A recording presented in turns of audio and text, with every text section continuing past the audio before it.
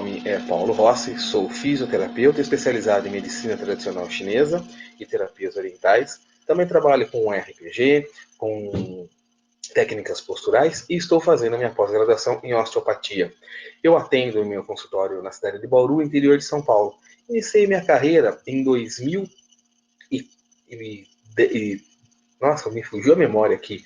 Iniciei minha carreira faz tanto tempo já, em 2013, olha só, já faz tempo, né? Atendendo na cidade de São Carlos, né? E já passei por diversos outros locais, sempre trabalhando com a física, com a acupuntura, empregando o meu conhecimento àqueles que necessitam, tá ok? Vamos falar um pouquinho hoje sobre a medicina tradicional chinesa e a interação que ela tem com a colopuntura. Tá ok? Então nós vamos falar bastante da medicina chinesa e no finalzinho um pouquinho mais da colopuntura e a interação entre ambas, ok? Então vamos lá, vamos começar.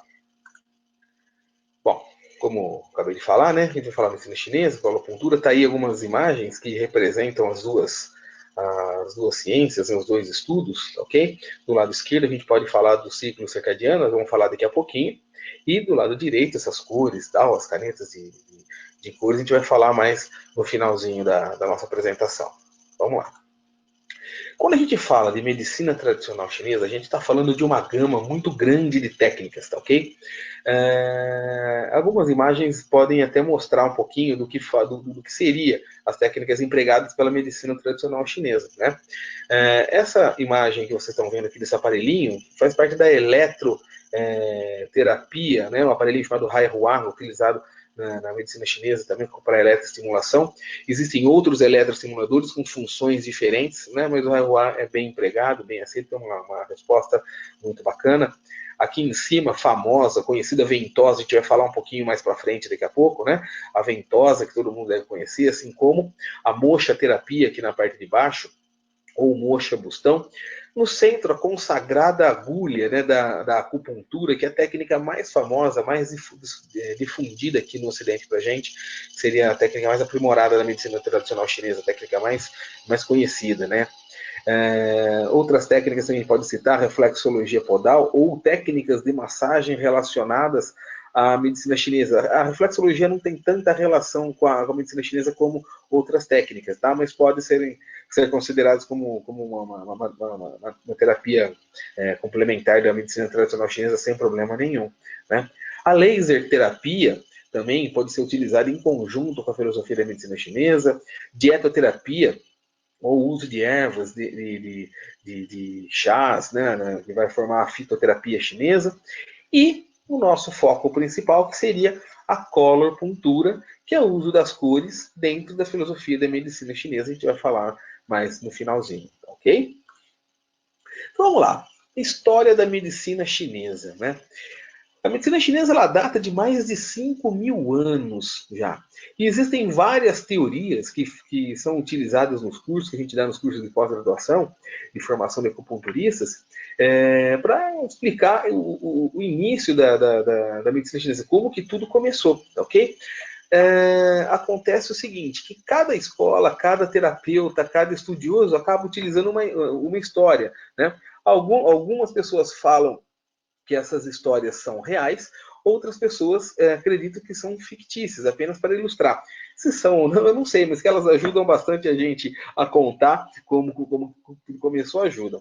Eu gosto de uma história que me contaram, quando eu estava estudando, no início dos meus estudos da medicina chinesa, que fala o seguinte, que na China, antigamente, os povos, não só os chineses, né, mas tinha muitas guerras, ainda tem, né, mas muitas batalhas, disputa por terras, né, por regiões, por reinados, né, e tinha a China, tava uma região da China estava em guerra com outra região, né, e essa região tinha um soldado, um guerreiro muito famoso, muito forte. E quando esse guerreiro ia para a batalha, aquele pelotão nunca perdia a batalha. Porém, esse guerreiro ele sofria de um problema estomacal, ele tinha gastrite no estômago, né? E quando ele estava com crise aguda, ele não conseguia desempenhar o seu papel e a China, aquele pelotão, né, acabava perdendo a batalha. Um belo dia, aquele pelotão foi para uma batalha e ele tendo uma crise aguda, aquele pessoal dele estava apanhando, estava perdendo a parada, quando de repente ele tomou uma flechada no joelho. Ao tomar a flechada no joelho, ele percebeu, quando ele caiu, que a dor do estômago dele diminuiu, ou praticamente parou. Aí os alunos costumam brincar, né? Mas também, professor, com uma flechada no joelho, o cara não vai nem lembrar que tem estômago, porque a dor que deve ser, né? Bom, fato é que toda vez, da partir de então, que ele sentia essa dor no estômago, ele estimulava aquele mesmo ponto, só que não com uma flechada, óbvio. Ele utilizava um espinho de peixe, ele fazia um furinho, introduzia e dava um estímulo e a dor experimentava, né? Então a gente costuma falar essa história, mostrar para os alunos a história desse guerreiro, como a figura mostra aí, né? Com uma flechada no joelho. E então começaram os estudos da medicina chinesa. Por que aquele ponto tinha aquele efeito? Se existiam outros pontos com outros efeitos, né? Esse ponto em questão que a gente fala para vocês é o ponto E36, ou estômago 36, tá? Se é verdade ou não, a gente não sabe, mas que ajuda a ilustrar, ajuda bastante, não é? Vamos lá, eu elaborei um roteirinho que eu vou seguir aqui para seguir um encadeamento, porque a gente tem que compilar todo o conhecimento em alguns minutinhos para que vocês comecem a ter alguma visão da medicina chinesa. Então, eu vou seguir um roteirinho aqui, ok? Vamos lá. A medicina chinesa ela é fundamentada no equilíbrio entre o Yin e o Yang, ok?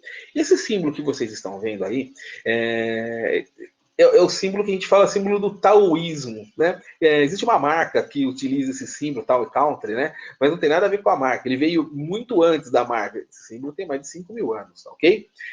Esse símbolo serve para ilustrar o equilíbrio entre o Yin e o Yang. No caso, o Yin, a parte negra, e o Yang, a parte clara, tá ok? O interessante da gente observar nesse símbolo também é assim, mesmo o Yin contém um pouquinho do Yang, e mesmo o Yang contém um pouquinho do Yin, simbolizada nas duas bolinhas, né, de cores opostas dentro do elemento que a gente estava falando, certo? O equilíbrio dessas duas energias é o que nos remete a um estado pleno de saúde. Ou seja, quando nós temos um organismo equilibrado energeticamente, nós temos a saúde, ok? Quando a gente olha para esse símbolo, nós devemos observar, nós devemos imaginar que esse símbolo não está parado. Ele está em constante movimento, ele está sempre rodando, sempre em movimento, ok? Por quê? Porque energia, não existe energia parada. Estagnação é um estado patológico, né? Na medicina chinesa, a gente considera sempre a energia em movimento, tá? Então, esse símbolo a gente tem que visualizar ele também em movimento. Para a gente ter uma ideia, né? Uma história que a gente conta é assim: o dia ele pode ser representado por Yang, né? Assim como o sol, o alto, clareza, o movimento, o calor, tudo é Yang. Do contrário, a noite ela é Yin. O escuro, o baixo, o fraco, ok? O oposto do Yang, o Yin, né? Então o dia ele é Yang, ele é o branco, tá? O branco, o dia, ele vai transcorrendo conforme passam as horas. Lá para 6 horas da tarde ele começa a esmaecer.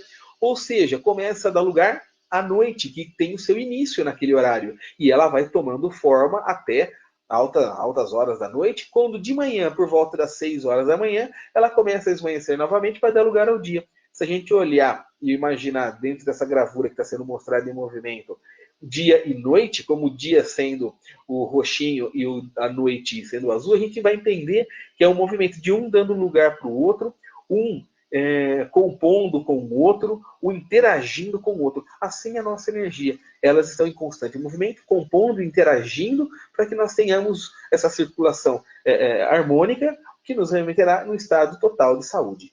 Ok?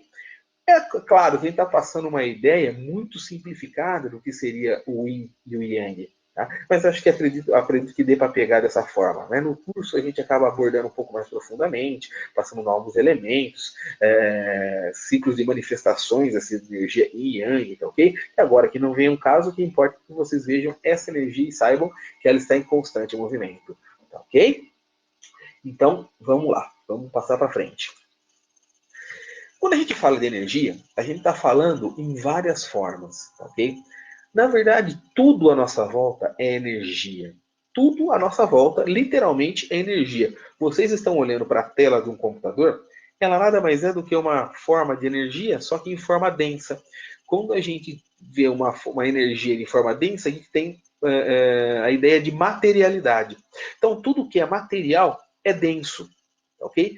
Se você fizer uma análise atômica desse material, você vai ver que aquele átomo ele está em vibração, ele está em movimento, tudo vibra, ok? Ou seja, a energia é vibrante o tempo todo. Só que ela tem a diferença de ser em forma densa, né? Energia densa, ou então, do contrário, a energia de forma sutil, que é a energia não palpável, daquela forma que a gente não vê, ou pode até ser vista, mas isso não vem ao caso agora, mas a gente não consegue pegá-la, a gente não consegue tateá-la, ela é sutil. A energia sutil é essa que circula no nosso corpo, na forma do chamado Qi. A medicina chinesa chama essa energia de Qi. Então é o Qi que circula pelo nosso corpo, que vai nutrir os órgãos e as vísceras e os tecidos, e vai nos proteger em forma de energia de defesa, chamado de Wei Qi, que fica sobre a nossa pele para proteger o nosso organismo. Ok? Então essa seria a forma sutil de energia. Forma densa, material, e forma sutil, não material. Ok? Bom, vamos lá. O Qi, que eu acabei de falar para vocês, ele percorre por todo o nosso corpo. Todo o nosso corpo tem circulação do Qi. Como eu falei anteriormente, quando tem uma deficiência, uma diminuição da circulação de energia, ou uma estagnação dessa energia, nós temos estados patológicos. Assim como quando nós temos um excesso de circulação de energia, certo? Também nos remeterá a estados de patologia, que seriam as patologias de excesso. Aqui temos patologias de estagnação e patologias de excesso. Né? Então, importante a gente relembrar que a energia está em constante movimento, nosso corpo está sendo o tempo todo banhado por essa energia. Ok? O que mais? Vamos ver aqui. Ah lá. Essa energia que circula pelo nosso corpo, ela vai caminhar através dos famosos meridianos da medicina chinesa, os meridianos, ou os canais de energia da medicina chinesa. Essa gravura que vocês estão vendo, né, está mostrando esses risquinhos coloridos, nada mais são do que os canais da medicina chinesa. Né? Nós temos no nosso corpo 12 canais principais e mais 2 canais chamados de vasos da concepção, que fica na linha média anterior, e o vaso governador, que fica na linha média posterior. Um carregando a energia Yin e o outro carregando a energia Yang. Ok? Os canais de energia são divididos em 2 grupos, esses 12 canais, né? Sendo 6 canais Yin e 6 canais Yang. Então, como canais Yin, eu posso falar para vocês que nós temos coração, circulação, sexo, baço, pâncreas, pulmão, rim e fígado. E como canal Yang, nós temos intestino delgado, triplo aquecedor, estômago, intestino grosso, bexiga e vesícula biliar. Então, 6 Yin, 6 Yang, formando os 12 canais de energia principais. Tá ok? Se vocês observarem na figura, vocês vão ver que os canais de energia eles passam por todo o nosso organismo. Alguns canais são mais longos, mais extensos, ou seja, contém mais acupontos, mais pontos, né, a serem estimulados, do que outros que são mais curtos. Nós temos o maior canal, que é o canal da bexiga, né, com 67 pontos. O canal da bexiga ele nasce no leito unguial externo do nosso dedo mínimo do pé, artelho, né, do pé, e vai subindo por todo o nosso corpo, pelo dorso, né, até chegar na cabeça. Né? O meridiano da bexiga é muito importante, a gente vai falar daqui a pouquinho dele, principalmente que a gente falar do conjunto de pontos chamado de Shu dorsais. Okay? Daqui a pouquinho a gente fala um pouquinho mais sobre eles. Deixa eu ver se tem mais alguma coisa que eu devo falar. Ah, interessante aqui. Assim como eu falei para vocês, a energia, o Qi, ele circula pelos nossos meridianos, né? E existe um ciclo de energia, de circulação, chamado de ciclo circadiano, ok? Representado por esse gráfico. Esse gráfico é facilmente encontrado na internet, de vários formatos, tá? Mas ele sempre vai respeitar esse horário que vocês estão vendo, né? Vou pegar lá no topo, por exemplo, aqui em cima, das 11 horas da manhã às 13 horas da tarde, né, ou a 1 hora da tarde, nós temos o ciclo de circulação do coração. É o arauto do coração. Da 1 às 3 da tarde, temos o intestino delgado. Em seguida, nós temos das 3 às 5 horas a bexiga, das 5 às 7 horas o rim, das 7 às 9, circulação, sexo, das 9 às 11 horas, triplo aquecedor, das 11 horas à 1 da madrugada, vesícula biliar, da 1 às 3, o fígado, das 3 às 5, o pulmão, das 5 às 7 da manhã, o intestino grosso, das 7 às 9, o estômago, das 9 às 11, o baço pâncreas, e aí recomeça o ciclo das 11 a 1 hora da tarde. Tá? É muito interessante a gente observar, por exemplo, que algumas manifestações orgânicas, algumas não, praticamente todas, né? As manifestações orgânicas nossas coincidem, né, com o horário da circulação de energia segundo o ciclo circadiano. Por exemplo, quem tem filho pequenininho sabe que as crianças costumam ter crises de tosse, começam a tossir muito na madrugada, geralmente entre as 3 e as 5 horas da manhã. Começa a amanhecer o dia, 5, 5 e meia, parece que cessa a tosse e a criança dorme tranquila, ok? Da mesma forma, quem acorda cedo acaba indo ao banheiro, o intestino costuma funcionar na parte da manhã, 5 às 7 da manhã. Ok? Das 7 às 9 vocês estão fazendo alimentação, o café da manhã vocês estão jogando alimentos para o estômago e o estômago vai macerar esse alimento e, em conjunto com o baço, ele vai fazer o processo digestivo, claro, mas ele vai transformar os alimentos em energia. Daí, uma das nossas fontes de energia que eu vou falar daqui a pouco, que é a fonte dos alimentos, que é proveniente da interação com estômago e baço pâncreas. Tá ok? Ataques cardíacos são muito comuns, principalmente no verão, entre as 11 e a 1 hora da tarde. Tá? Se a gente fizer uma relação com os órgãos e vísceras, a gente vai ver que todos os órgãos, todas as vísceras têm relação com o ciclo circadiano. Isso é muito interessante e a gente tem uma consideração muito grande na medicina chinesa. Né? Na China, por exemplo, algumas regiões mais conservadoras costumam marcar os tratamentos dos seus pacientes,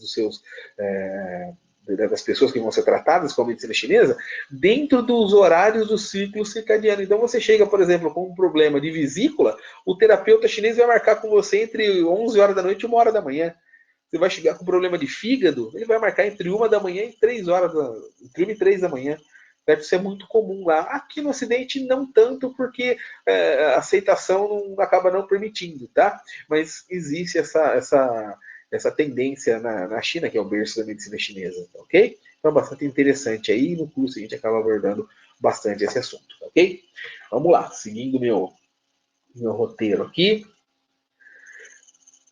5 movimentos. Vamos falar um pouquinho dos 5 movimentos. Aqueles meridianos, aqueles órgãos e vísceras que eu falei para vocês, eles fazem parte, eles compõem também o que a gente chama de 5 movimentos. Esses 5 movimentos nós consideramos para fazer a base do nosso diagnóstico, tá?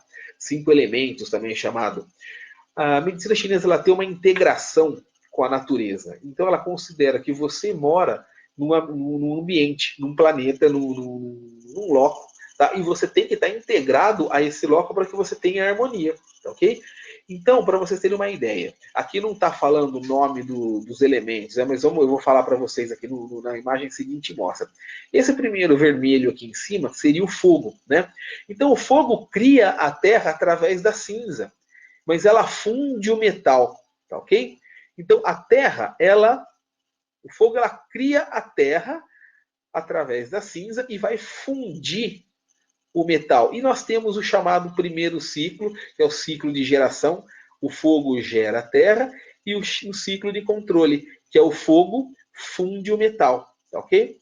A terra contém o metal, mas ela absorve a água. Ou seja, a terra contém o metal, ela gera o metal e ela controla, ela vai absorver a água. O metal, por sua vez, produz a água. Olha aqui, geração, através da condensação.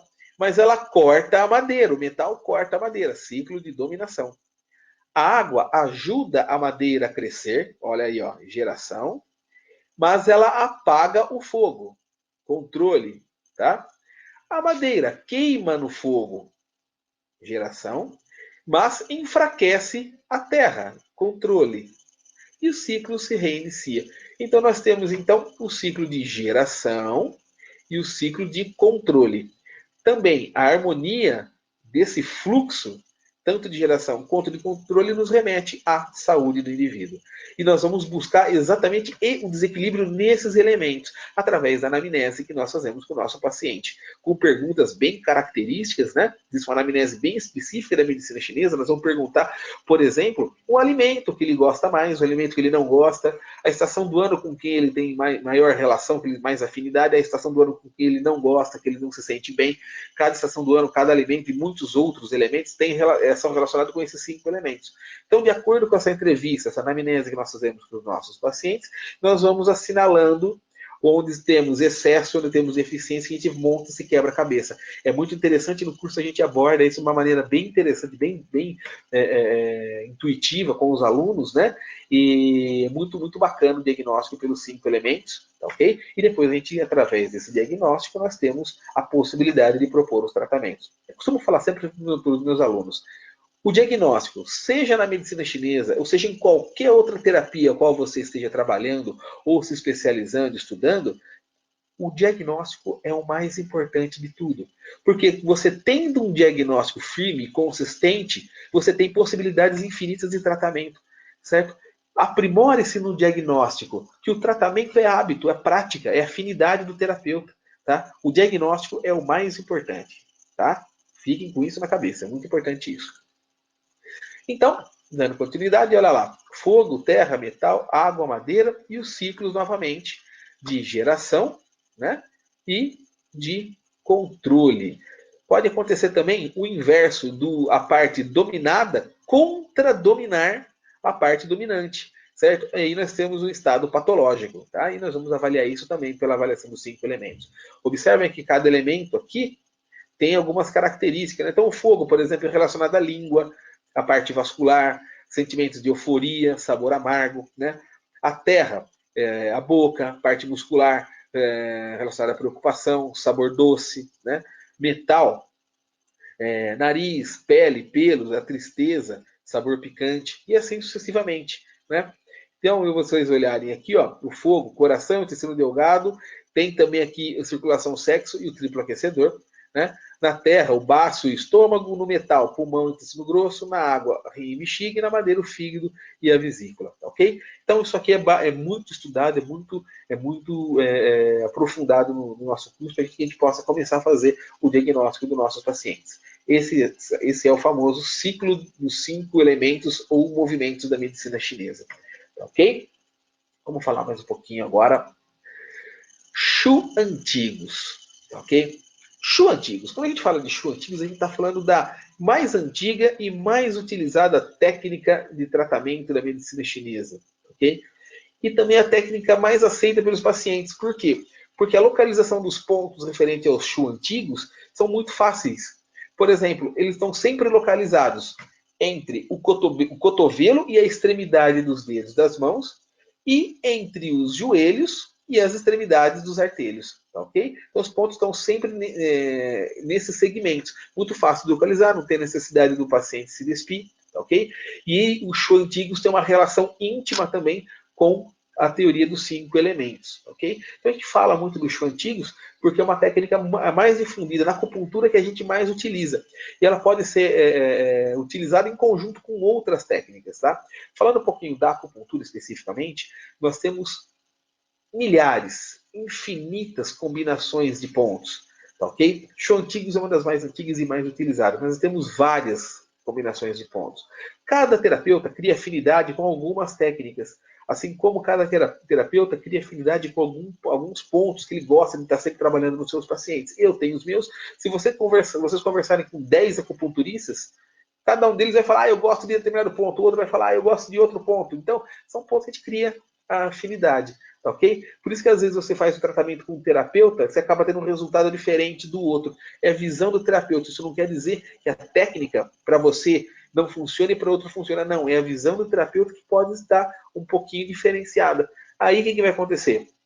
O terapeuta vai abordar, se não teve resultados, ele vai fazer uma nova abordagem e vai mudar o tratamento. É assim que funciona, ok? Claro que a gente procura ser o mais preciso possível desde o início, mas às vezes acontece da gente não encaixar na primeira a técnica mais adequada, ok? Como eu falei, são milhares de combinações. E cada indivíduo é um indivíduo diferente. Não existem patologias iguais para pessoas iguais. Isso não existe. tá? Cada pessoa é um indivíduo e a gente trata cada um dentro da sua individualidade, ok? Então é isso. Vamos lá. Voltando a falar um pouquinho da energia, pessoal, a medicina chinesa considera que nós temos 3 fontes de energia, tá, ok? A primeira dessas 3 fontes, é a fonte da respiração, certo? Através dos pulmões. O ar que nós respiramos, ele vai para os pulmões e ele é transformado em energia. E junto com o coração, que vai jogar esse ar também para o sangue, chamado de shui na medicina chinesa, shui também é uma forma de energia, um pouco mais densa, porque ela faz parte de líquidos orgânicos, né? Vai ser distribuído por todo o nosso corpo. Então, é muito importante o ar que nós respiramos. Você está vendo esse chinesinho aí embaixo fazendo os movimentos de Tai Chi Chuan, né? Tai Chi Chuan é uma técnica oriental da qual utiliza-se as respirações, né, para interagir com o nosso corpo e fazer com que a gente desempenhe os movimentos e faça com que o nosso corpo obtenha saúde, né? Outra técnica muito famosa relacionada à China é o Qigong. Não sei se vocês conhecem, o Qigong é muito bacana, muito legal, tá? Quem gosta do assunto pode pesquisar, pode se inteirar, que é muito legal. Também tem uma relação íntima com as respirações. Eu chego a dizer que chega a ter uma dependência da eficácia do Qigong com as respirações. O Qigong é muito visto tanto na parte medicinal quanto na parte das lutas, a parte marcial, né? Os budokas, né, que os praticantes de Kung Fu utilizam muito das respirações para desempenhar os golpes ou então para a exibição dos seus katis. É muito bonito, muito interessante isso. Então, o pulmão ou a respiração é uma das fontes de energia. Tá? Uma outra fonte de energia do nosso organismo é o Qi dos alimentos, é a nossa alimentação, como eu falei agora há pouco para vocês, né? Todo alimento que nós consumimos vai para o estômago faz a maceração e o baço pâncreas transforma esse alimento em energia. Então, muito cuidado com a nossa alimentação, tá? A fitoterapia chinesa tem uma abordagem muito grande, a dietoterapia chinesa tem uma abordagem muito grande com os alimentos e cuidados com alimentos. Cada alimento tem suas propriedades. Você quer trabalhar, de repente, o elemento madeira, você deve consumir determinados tipos de elementos. Você quer trabalhar seu elemento metal, determinados tipos de elementos, tá? E aí é muito interessante quando o terapeuta chinês tem relação com o nutricionista, porque você pode pegar um paciente, fazer uma avaliação de medicina chinesa, determinar quais elementos ou quais órgãos ou vísceras devem ser estimulados, devem ser nutridos ou sedados. Você pode, de repente, conversar com o nutricionista que a pessoa pode estar frequentando e falar, olha, monta o cardápio dessa pessoa contendo tais e tais elementos e evitando tais e tais elementos. Olha que bacana que fica, tá? Então, uma das fontes de energia também são os alimentos, ok? Quem cuida dela é o estômago e o baço pâncreas. E uma terceira fonte de máxima importância, ok? Todo terapeuta chinês tem uma atenção muito grande voltada para isso, e a energia dos rins, ok? A energia dos rins, como vocês estão vendo na figura que está sendo mostrada abaixo, olha a frase lá, o rim e a energia ancestral, tá? Na medicina chinesa nós temos uma atenção muito grande na energia de rim, por quê? Essa energia ancestral é a energia proveniente dos nossos antepassados, a energia que você herdou dos seus pais, tá? A parte yin vindo da sua mãe e a parte yang vindo do seu pai, tá, ok? Essa energia deles, ela é quantitativa e qualitativa. E o tanto de energia que nós temos vai nos remeter à vida que nós teremos, tanto a qualidade quanto a quantidade. Se você tem uma reserva baixa de energia, para a medicina chinesa você vai ter um prazo menor de vida. Se você tem uma reserva alta de energia, para a medicina chinesa você poderá ter uma vida mais longa. Poderá ter, porque isso vai depender da forma como você cuida da sua energia. Ok? Cuidar da energia dos rins é uma das principais funções da medicina chinesa. Ok? Só para vocês saberem, como é que você pode destruir a sua energia do rim? Se alimentando mal, fazendo exercício físico em excesso ou não praticando atividade física, tá? O hábito do tabagismo, tá, ok? Também consome a sua energia, porque se você tem energia da respiração, que você depende do ar, da qualidade do ar para ter energia circulante, você vai aspirar a fumaça, né? Ou seja, você está botando para dentro uma energia totalmente lesiva, né? Então o tabagismo é péssimo para nosso o nosso organismo. Alcoolismo, poxa, é parte do alimento, ok? Também é muito agressivo ao nosso organismo, certo?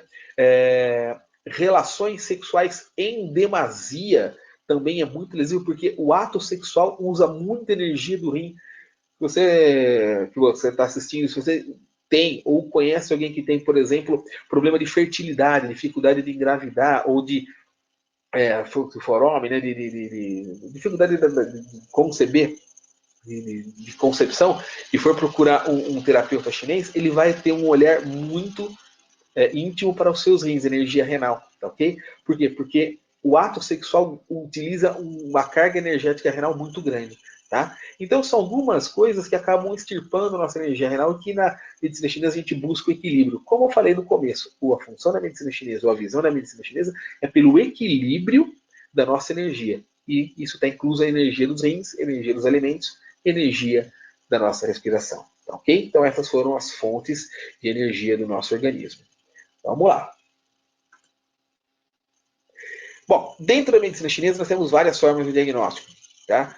Como eu falei para vocês, tem a anamnese, tá? Mas nós utilizamos outras formas. Por exemplo, a pulsologia chinesa, né? Pulsologia chinesa é uma técnica muito antiga, do qual depende de uma destreza, de uma sensibilidade muito grande por parte do terapeuta.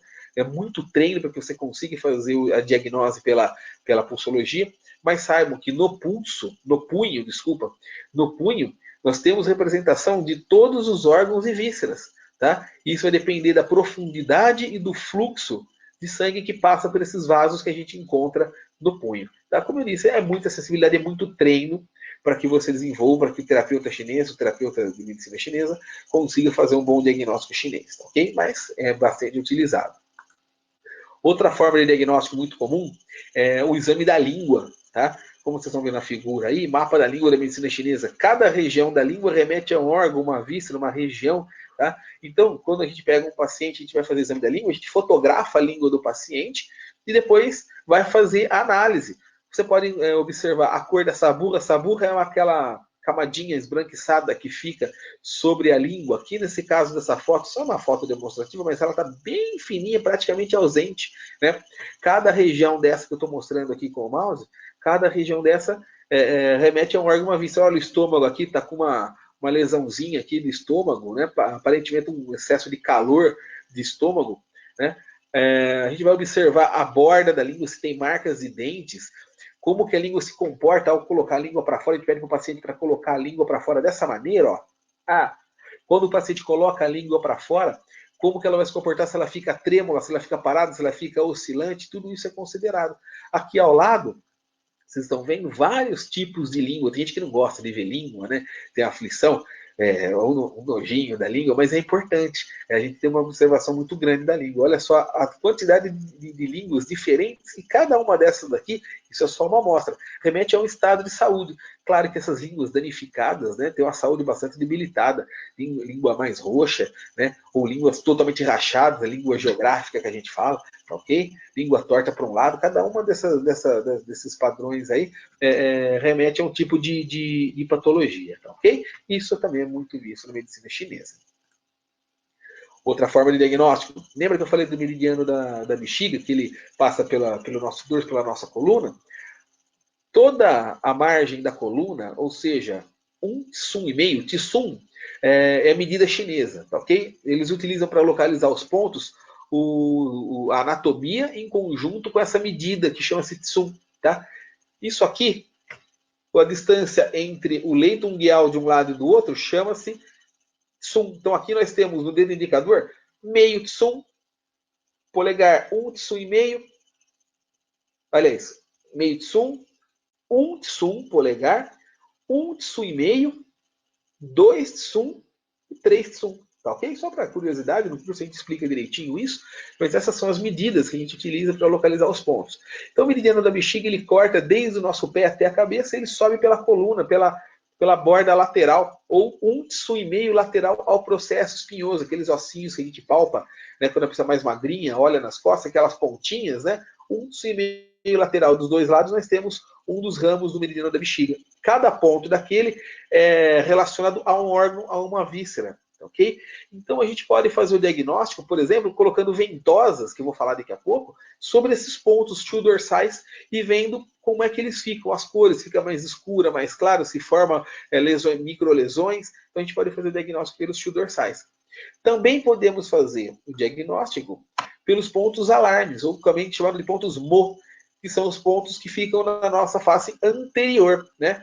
No tórax e no abdômen, certo? Cada pontinho desse que vocês estão vendo aqui, eu estou marcando, representa um órgão, uma víscera, e ao ser palpados, o paciente, caso tenha desequilíbrio, ele vai referir dor. Então, também é uma forma de se fazer o diagnóstico pelos pontos alarme, ok? Outra forma que a gente pode utilizar para fazer diagnósticos é ligado, que a gente vai considerar como se fosse uma somatotopia. E antes de eu falar dessas outras que vêm a seguir, somatotopia nada mais é do que a representação do corpo numa pequena área do nosso organismo, tá? Então, a iridologia, ela a íris, né, é uma somatotopia do nosso corpo. Na nossa íris, nós temos a representação do nosso corpo todo. Existe esse mapa aqui de baixo. Eu estou falando isso porque eu sei, tá? Eu não sou formado em iridologia, mas eu admiro muito, acho muito bacana, muito interessante o estudo, certo? Pelo IMBRE, né, os alunos que a gente acaba conversando, com formação de iridologia, contam coisas maravilhosas e as relações que a iridologia faz são sensacionais. É muito bacana. E aí, na medicina chinesa, ela vê a íris como uma somatotopia, ou seja, a representação do corpo nessa pequena área, ok? Assim como nós temos uma zona somatotópica na orelha, estudada pela auriculoterapia, né? Para quem não sabe, na aurícula chinesa, a gente considera como se fosse um bebê virado ao contrário. Né? Tem uma imagem, eu não coloquei essa imagem, mas é um bebê virado ao contrário, mostrando todo o nosso corpo. Tá? Também é uma somatotopia. Outra zona somatotópica é a reflexologia, a planta dos pés, né, considerada pela reflexologia podal.